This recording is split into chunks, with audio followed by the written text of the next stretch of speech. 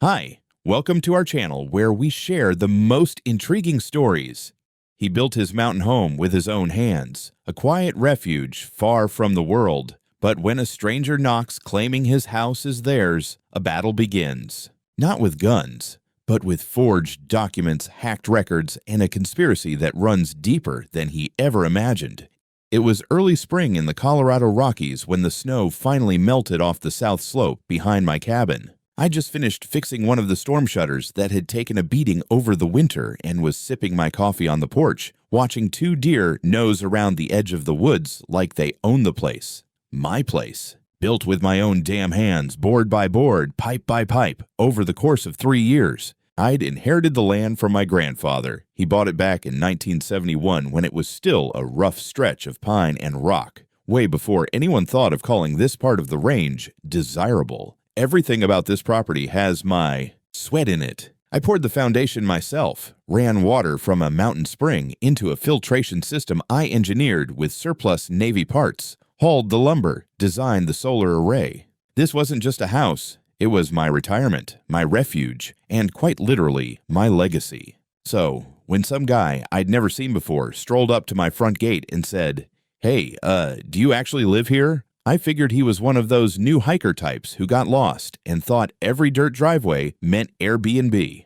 Yeah, I replied without much thought, leaning on the porch railing. Built it myself. He squinted at the house, then back at me like he was confused. That's strange. According to my information, this house is supposed to be mine. I blinked. Come again? He smiled, awkward like a man trying to pass off a prank with poor timing. Yeah, it's just weird. I bought the parcel next door last month, and based on the map my realtor gave me, this structure here falls within the borders of what I purchased. So either there's a mistake, or I don't know. I laughed. A short, sharp bark of disbelief. Buddy, I've got blueprints older than your haircut. You must be looking at something upside down. He nodded quickly, hands raised like he didn't mean trouble. Yeah, no, probably a mistake. I'm Trevor, by the way. Just moved in. Figured I'd introduce myself. We shook hands, firm, brief. I noted he had the soft grip of a keyboard guy. Said he moved out here from Seattle for air and silence. I told him good luck finding both in May when the black bears wake up hungry. We kept it civil, and he wandered back to his SUV and disappeared down the slope. I thought that was the end of it. 2 days later, I came back from town after a hardware run and found a document taped to my front gate in a plastic sleeve, laminated like it had already weathered a few mountain gusts. It had a big official-looking seal at the top and a header that read, "Notice of Temporary Property Stewardship." I read it twice, then a third time slower. According to this thing, Trevor Noland was assuming provisional control of the parcel identified as Lot 47, inclusive of any improvements or dwellings, per Administrative Transfer Code subsection fucking something. The address listed? Mine. The signature at the bottom was some cursive mess labeled Temporary Custodian Trevor Noland. Now, I'm not an easily rattled guy, but when someone stakes a fake claim to your home and nails it to your damn gate like it's a Wild West land dispute, your pulse skips a beat. I called the sheriff's office immediately. Dispatcher told me a deputy would swing by the next morning and to keep the document untouched. I didn't. I pulled it down, scanned it into my laptop, then made 6 hard copies. I barely slept that night. Not out of fear, out of sheer fury. I kept playing the encounter in my head, the casual way he dropped that line about the house being his, the smile, the tone, the false surprise. It wasn't confusion, it was the opening move. The next morning, I went into the county recorder's office and pulled every document I had. Deed of inheritance, tax receipts, water rights registration, a notarized copy of the construction plans, even the original hand-drawn parcel map from when my grandfather bought it. I'd kept them all in a fireproof safe for years. Paranoia, I used to think. Now, preparedness. And yet, just to be sure, I asked the clerk to run a fresh title check on the property. It came back clear. Liam Rhodes, sole owner, no liens, no transfers. Everything checked out. I came home and drove past Trevor's place. He'd already staked out the edges of his land with fancy new posts and metal markers. From the looks of it, he wasn't confused. He was drawing battle lines. And just to really put the cherry on the sundae, that evening I noticed a new sign planted along my own driveway, where the gravel meets the tree line. It read, "Private land, property of T. Noland. Trespassers will be prosecuted. My name. My land. His sign. And that's when I knew this wasn't just some fluke, some GPS mix-up or misplaced file. This was a man trying to steal my life out from under me, and he was doing it with paper, not a crowbar. I went inside, pulled out my tools, and started prepping my home for a war I hadn't expected, but one I damn sure was going to win. The deputy showed up late the next morning, a guy named Hauser I'd seen around town a few times. He pulled his cruiser up the driveway slow, like he was expecting a raccoon with a shotgun to greet him. I waved him in from the porch, already holding the laminated notice and a folder with my property documents. "Morning, mister." "Rhodes," he said, stepping out of the car and eyeing the house like it might sprout legs and run. "Got a report about a property dispute?" "You could call it that," I said, handing him the paper. "Found this stapled to my damn gate. Some city slicker named Trevor Noland thinks he owns my house. And this ain't a prank." Hauser read the page, his eyebrows rising with each line. "Huh, well, that's new. I've seen bad neighbors, officer. This ain't that." This guy brought notarized nonsense with a made-up title and a fabricated seal, claiming he's the temporary custodian of my land. He also posted signs calling my land his. This is attempted theft. Dressed up in legal paper, Hauser scratched his cheek. "Look, I'm not a land surveyor, and this sounds like it's headed for civil court. Not criminal, but I'll file a report. You said his name is Noland?" "Trevor Noland.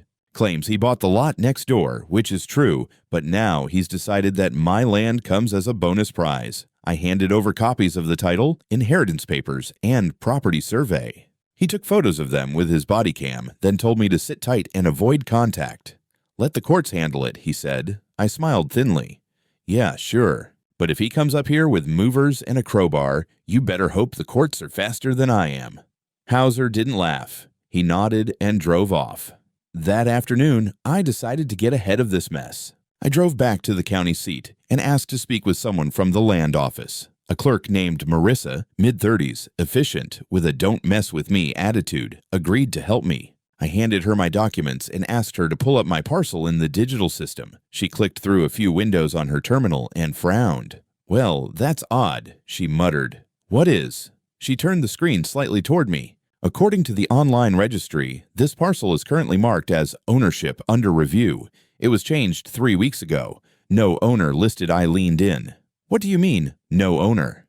"I mean the record's been altered. Normally a property will show chain of title going back decades. Yours has a gap. The last verified entry is your grandfather's purchase in 1971. Then nothing. The subsequent records are gone. Including the inheritance transfer, I felt a pressure build behind my eyes like a blood vessel was about to pop. You telling me my name was erased from the database? I'm saying it looks like someone tampered with the digital record, which shouldn't be possible without multiple approvals. She typed a few commands, then checked the access log. See here, there's a login IDV GCRAWFORD. Not a public user, that's an internal admin login. This entry was changed after hours on a Sunday. Do you know who that is? She nodded slowly. Greg Crawford. He's a senior systems analyst for the county. But he's on medical leave. Has been for 2 months. My stomach turned. So, either someone used his credentials, or he's involved.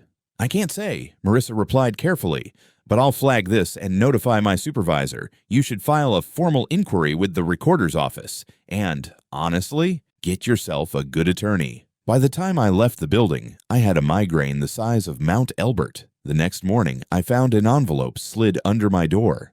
No return address. Inside was a copy of what looked like a last will and testament, dated 3 years ago, from a man named Gordon Noland, supposedly leaving Lot 47 and associated structures to his nephew, Trevor Noland. Except Gordon Noland didn't exist. I knew every neighbor who had ever owned land within half a mile of my lot. There'd never been a Gordon Noland. And this will, printed on textured stock, with a fake notary seal from someone named Lynette DeMoss.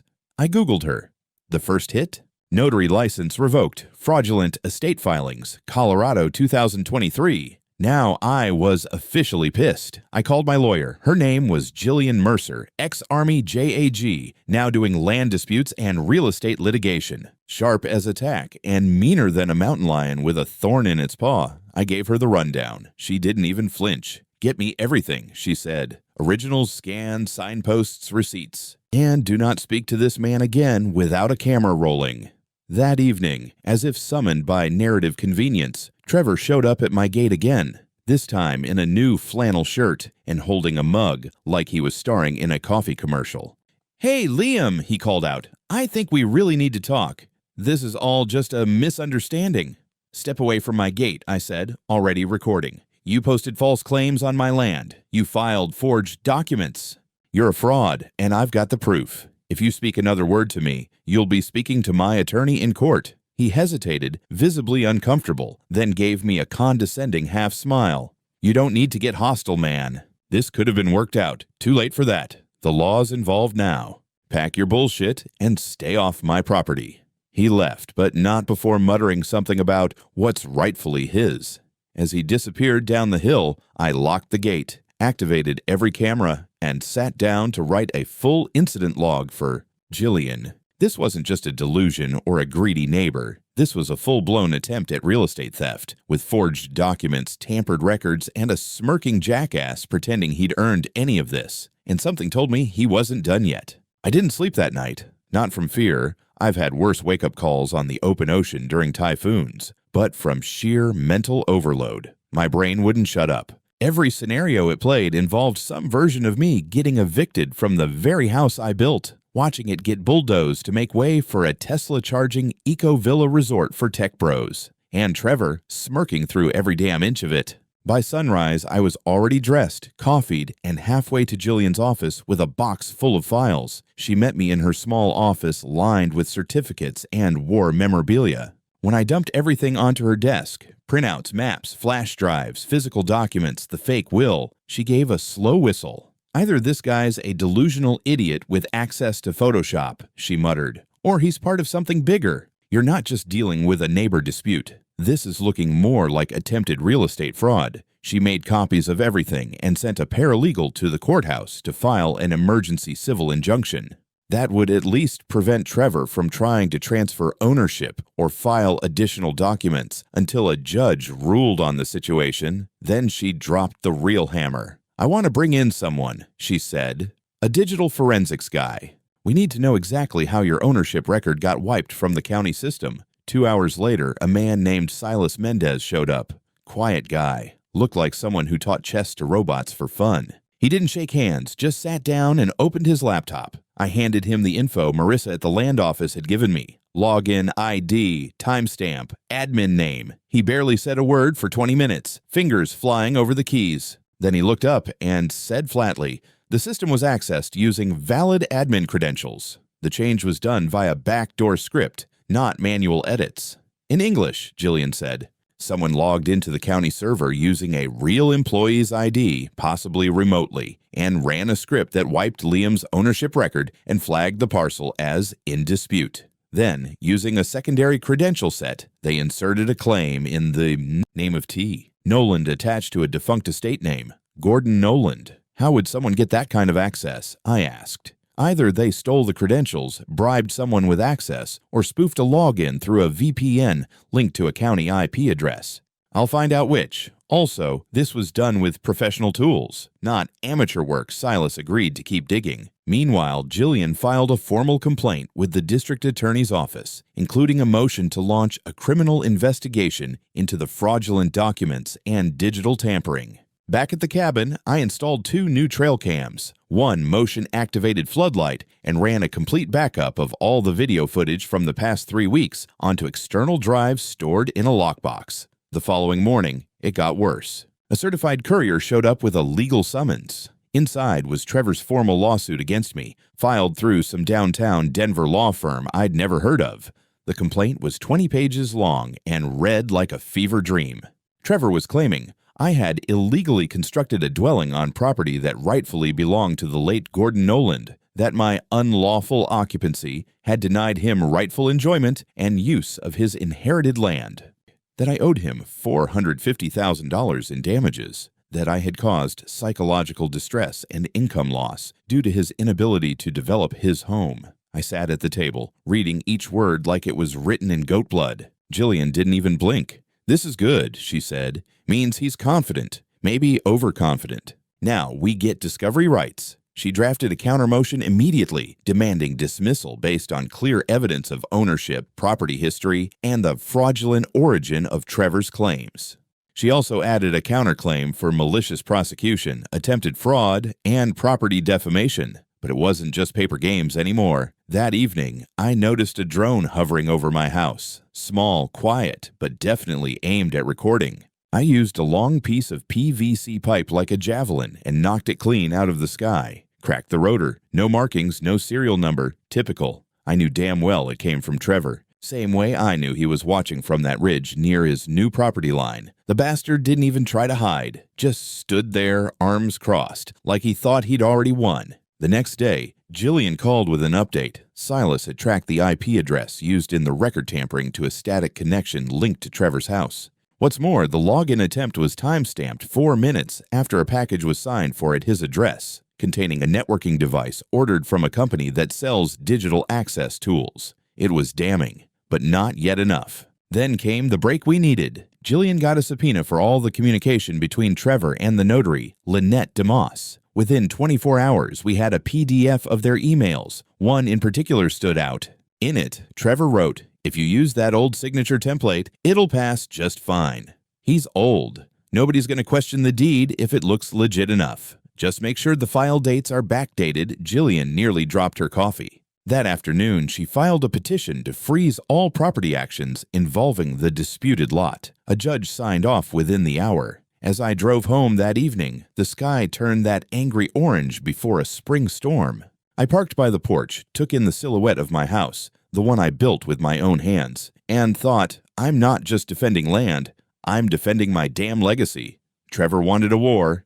He was going to get one. The air outside the courthouse was cold and dry, the kind of air that scraped your lungs clean when you breathed it in too deep. I stood on the front steps watching Trevor and his overpriced lawyer stroll in like they were late for brunch at some downtown wine bar. He wore a blazer 2 sizes too slim and a smirk that hadn't faded in weeks. His attorney, a guy named Corbin Vess, looked like he'd stepped out of a billboard for overpriced divorce settlements. Slick hair, shiny shoes, and a Bluetooth headset permanently glued to his jaw. Jillian met me on the steps, holding a thick binder in one hand and a coffee in the other. She handed me a copy of our response brief, tabbed, color-coded, and meaner than a barbed wire handshake. "Today's just the pretrial hearing," she said. "Don't say anything unless you're asked." We're going to shred him slowly inside. The courtroom was quiet. A few other attorneys shuffled papers in the gallery. Judge Maddox, a gray-bearded man with the patience of a saint and the posture of a Marine, took the bench and called the case.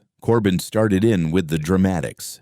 "Your Honor, my client is here today seeking rightful possession of property bequeathed to him through a valid will. He has been repeatedly denied access to his inheritance and subjected to threats by the current unlawful occupant." Jillian stood and didn't even wait to be asked. "Your Honor, the so-called will is a provable forgery." The notary who allegedly validated it was stripped of her license 2 years ago. The claimant has also filed false tax documentation, tampered with county records via illegal access, and now seeks to evict a man from land he has owned and lived on for nearly a decade. The judge raised a brow. "That's quite the accusation."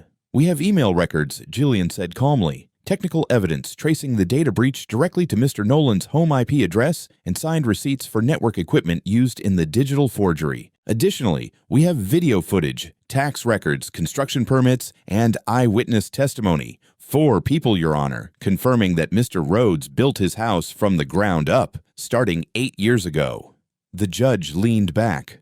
"And what does Mr. Nolan have to support his claim?" Corbin handed over a copy of the will, which Jillian already had dissected 6 ways from Sunday. Maddox looked it over, frowned, and set it aside without comment. Trevor finally spoke, his voice louder than it needed to be. "This is all a misunderstanding. My uncle left me that land. I was told it was never properly recorded because of the way the property was held in trust. I had every reason to believe the place was vacant and mismanaged." Jillian raised a single eyebrow. "Vacant? There are YouTube videos of Mr. Rhodes laying the foundation of his house, time-stamped and GPS tagged. His name appears on every tax payment since 2015. Even Google Street View caught the solar panels going up." Trevor shrugged. Those could have been staged. I clenched my fist under the table. The judge looked visibly annoyed. Mr. Nolan, do you have any proof of this alleged trust or property transfer outside this will? Corbin shifted uncomfortably. We were unable to locate the trust documents.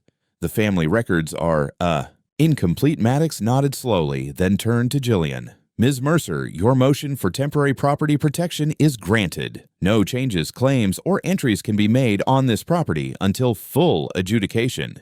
Mr. Nolan is hereby restricted from entering the premises until this case is resolved. Corbin objected weakly, but the judge shut it down with a look. Outside the courtroom, Trevor cornered me as I stepped toward the truck. You think you've won? He hissed. You think a piece of paper and a judge mean anything out here? That house is mine. Sooner or later, you'll slip. I leaned in just far enough so he could hear me clearly. You picked the wrong man to lie about. I didn't build that home so some keyboard fraud could come steal it with a forged will and a VPN. Next time you show up near my land, the only paper you'll be holding is your indictment. He scoffed, but he stepped back. That night, I drove home and found a drone hovering again, this time higher, quieter. I watched it from the shadows, then turned on a powerful floodlight and blinded its camera before it buzzed away. It wasn't surveillance anymore. It was intimidation. Jillian advised me not to engage, but she did file a restraining order. Meanwhile, Silas was still digging. Then came the next escalation. 2 days later, Jillian called me early, her voice tight. You need to get down here. The recorder's office just received a package. Someone submitted a retroactive construction permit dated back to 2014. Signed by a now-deceased inspector. Guess whose name is on it? My gut dropped. Trevor's. Yours. Someone forged your name. I was at her office in under 40 minutes. She handed me a scan of the permit. Sloppy work. Wrong seal. Outdated form template. And the dead inspector's name spelled wrong. But that didn't stop the county from temporarily freezing all permits and upgrades tied to my property pending an internal audit. Now I wasn't just defending against fraud. I was locked out of making any repairs, changes, or upgrades to my own damn home. No deliveries, no contractors, no tool shipments. Even my water filtration maintenance was paused. Technically, I was flagged as non-compliant pending verification. I was furious, not in the shout and throw something way. In the quiet, dangerous way a man gets when he's being pushed out of his own territory by a smug parasite in hiking boots. Jillian, to her credit, was already 3 steps ahead. She got the forensic techs to analyze the forged permit and found copy-paste artifacts in the file metadata, the fake signature, a scan of my signature from a driver's license form I'd uploaded for a permit request 2 years ago. Someone had access to internal files. This isn't just Trevor anymore, Jillian said. He has help. Either someone inside the building or he got into the system again. I nodded slowly. Let's burn it all down. Properly. Legally good, she said, because I just got us an emergency court date. And we're subpoenaing the county IT logs. Game on. The morning of the emergency court date, Jillian and I met early in the courthouse parking lot. She looked sharper than ever, pressed black suit, hair tied back, and a leather folder in hand that looked like it weighed more than a brick. Inside were digital forensic reports, server access logs, and sworn affidavits from 2 county employees who had quietly reached out after realizing something shady had gone down. One of them, a junior clerk named Hannah, had stumbled upon an internal memo referencing quiet administrative reassignment of Lot 47. The signature on that memo, a name Jillian had seen before, Kendra Mallon, an assistant director in the county land use office, and, as it turned out, Trevor's cousin. We walked into the hearing with every intention of making things ugly. The judge, Maddox again, reviewed our emergency motion in silence for several long minutes. Then he looked up, adjusted his glasses, and said, "This is one of the most egregious abuses of administrative authority I've seen in a decade." Proceed, Jillian did.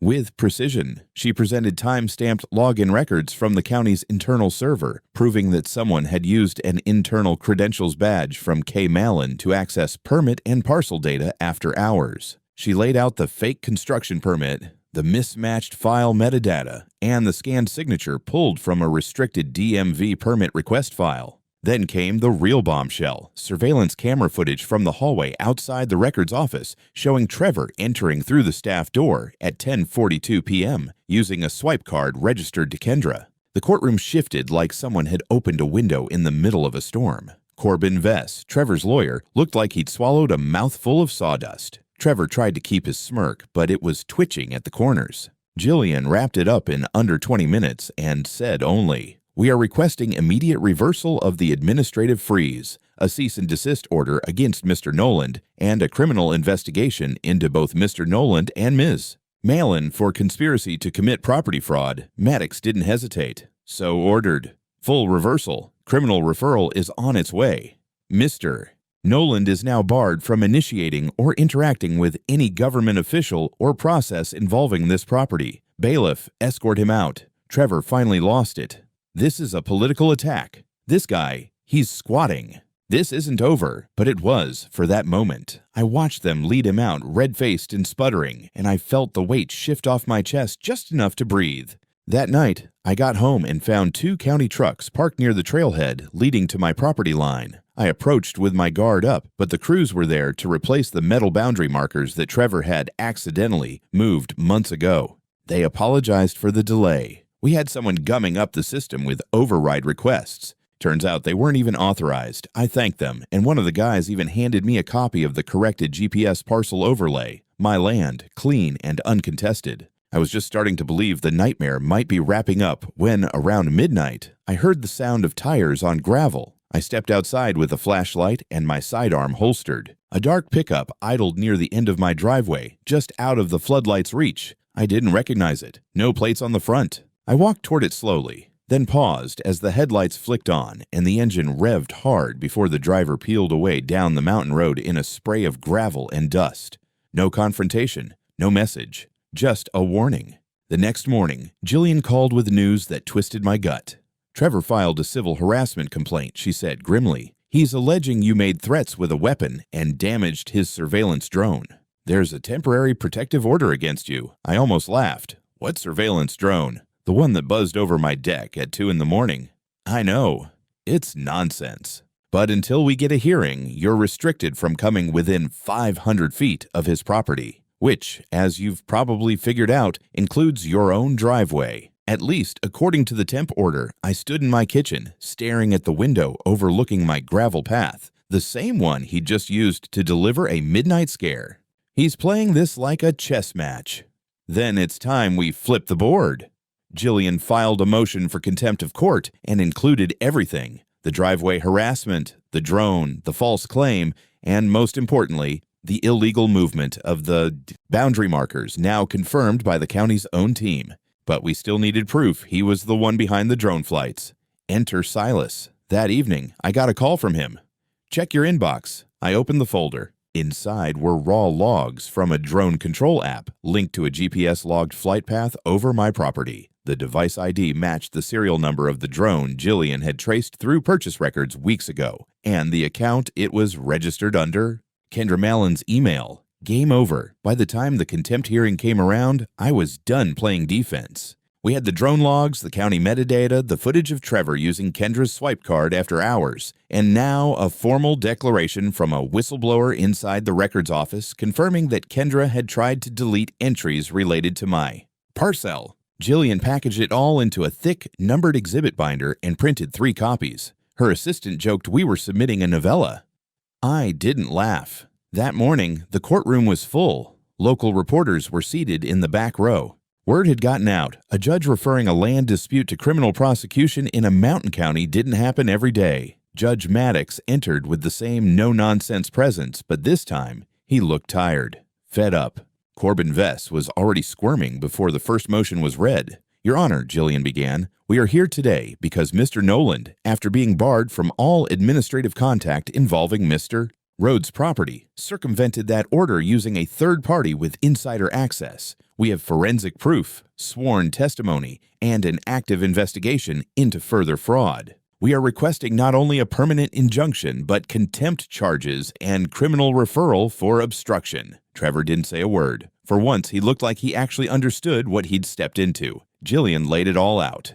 The fake permit, the drone registration, the IP logs showing drone flights scheduled from Trevor's home Wi-Fi, and the kicker, an email from Kendra's personal account that read, "He's too stubborn to move. Might have to get a few more violations on him to pressure a sale." That was it. The room went dead silent. Judge Maddox flipped through the printed email. Then he looked at Corbin. Your client is currently under investigation for multiple counts of forgery, conspiracy to commit fraud, unlawful surveillance, and now contempt of this court's order. Mr. Vess, if you don't advise your client to remain silent, I will. Corbin nodded quickly. Understood, Your Honor. Then Maddox turned to me.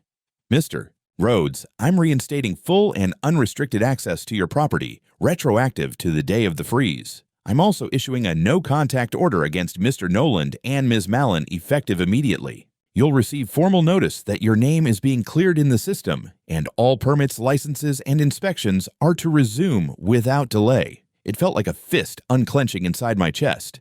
Finally. But just as the hearing wrapped, something happened that blindsided us. Jillian and I stepped into the hallway, and she took a call. Her face dropped. That was Detective Reyna, she said. You're not going to like this. Try me. They found a second drone. Crashed. On a neighbor's land 2 ridges over, the storage card was intact and it had night vision footage of your bedroom window. From last week, I didn't even respond. I just stared at her. They're executing a search warrant on Trevor's cabin as we speak, she added, and a second one for Kendra's house. The next 48 hours turned into a storm.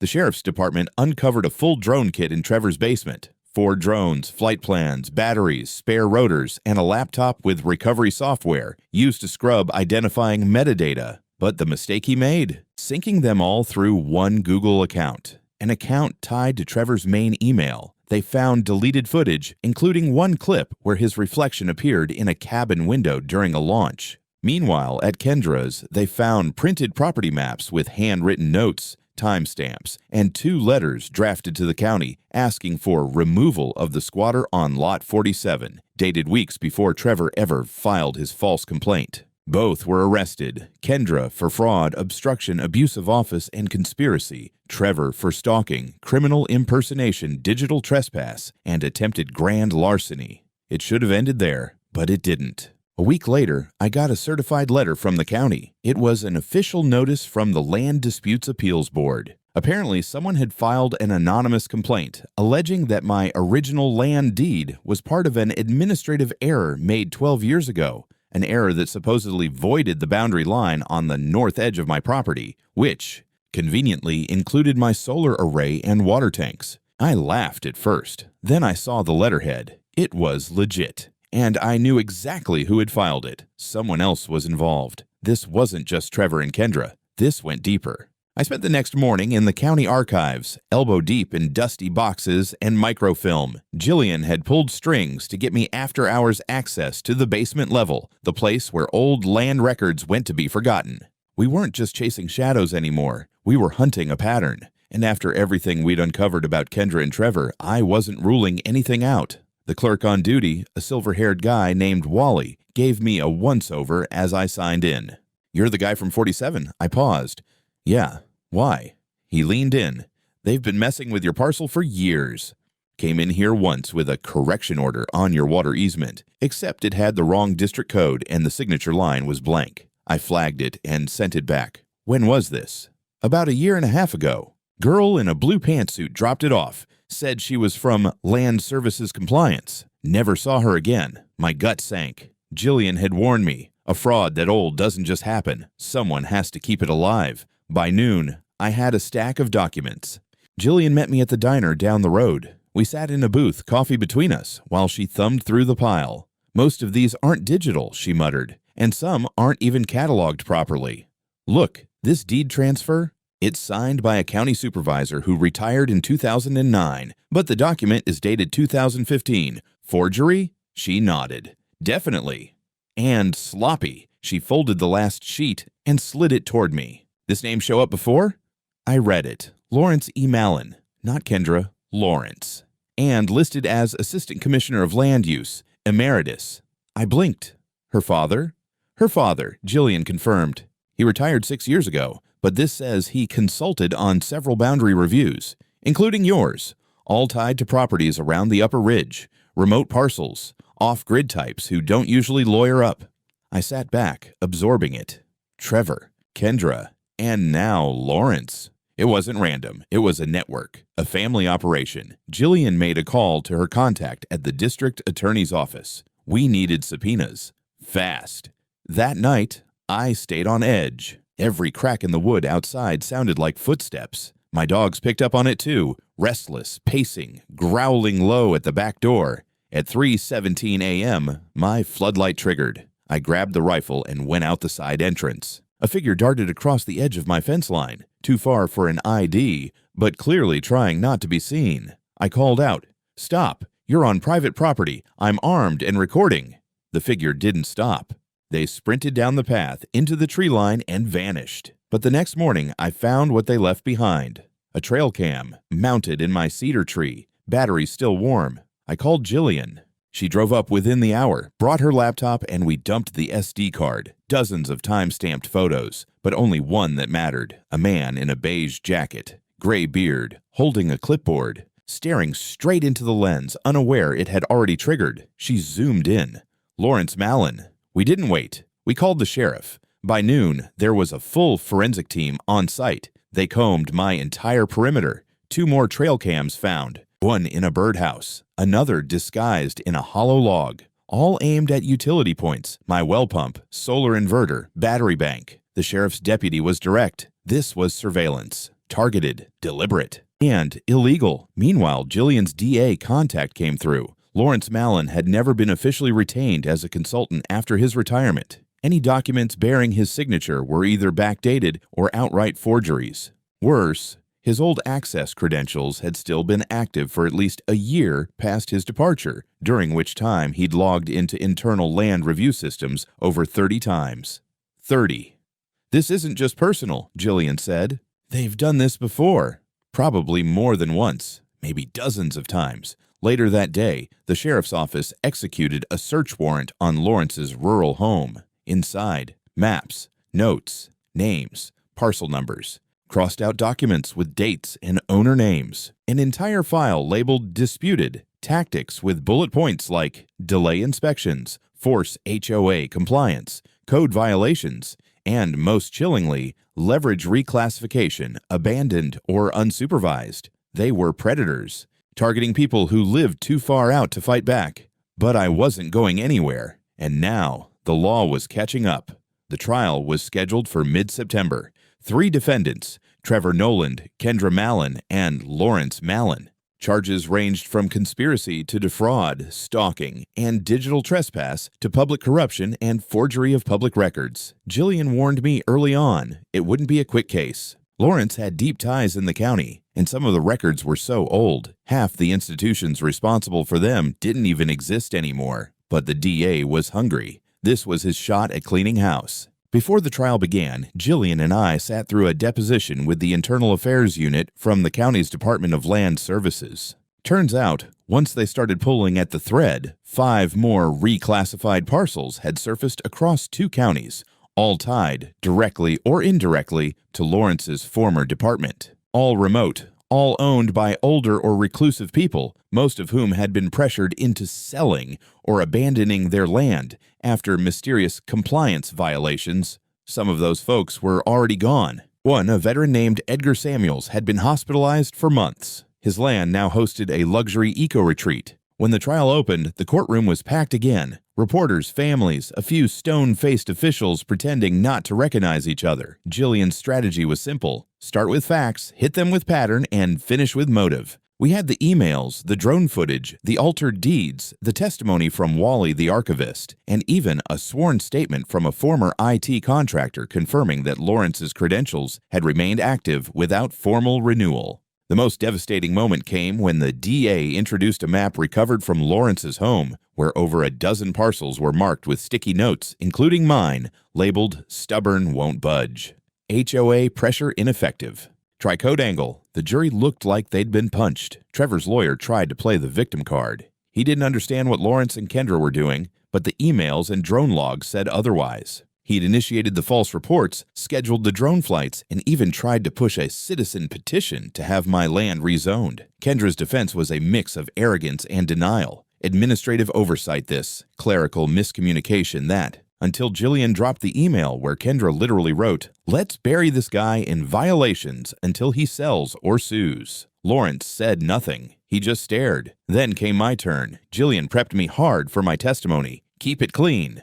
Keep it personal. Stick to what happened. I told the court how I bought my land 21 years ago with money from my late wife's life insurance. How I built every inch of that cabin myself. How I raised my dogs there. How I buried 2 of them beneath the ridge last fall. How I woke up one day to find my name scrubbed from the system because some power-hungry old bureaucrat decided it was inconvenient. I finished with this. I'm not asking for sympathy. I'm asking for protection, not just for me, but for anyone who lives too far from city limits to scream loud enough when someone tries to steal their home with a keyboard and a seal.